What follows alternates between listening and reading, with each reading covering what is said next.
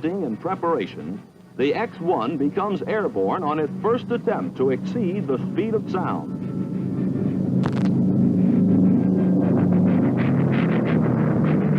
A climb must be made to 30,000 feet to reach drop altitude. While the B-29 with the X-1 ascends to altitude, radar goes to work tracking the mission. The aircraft flight data will be telemetered to the ground crew throughout the flight. The B-29 has now reached drop altitude. The time for release is drawing near.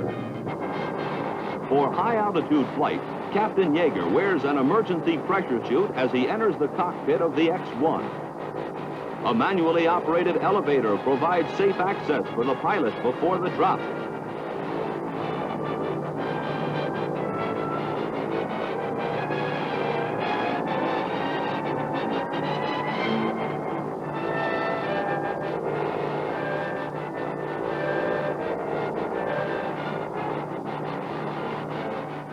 With the checkout of the launching procedure completed between Captain Yeager and the crew of the B-29, synchronized timing begins.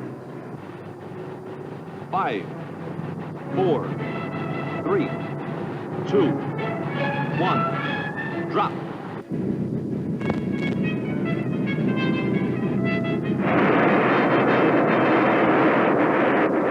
Scores of people connected with the X-1 flight program have expected the aircraft to surpass the speed of sound, and maybe this is it. With all 4 rockets firing, Yeager climbs to 56,000 feet in less than 2 minutes.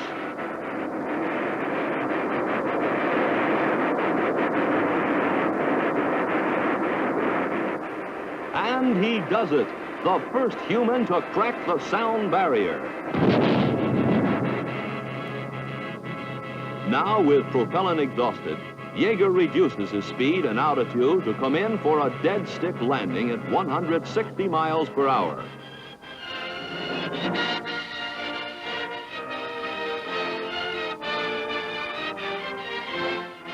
At this hot landing speed, the X-1 rolls for more than 2½ miles.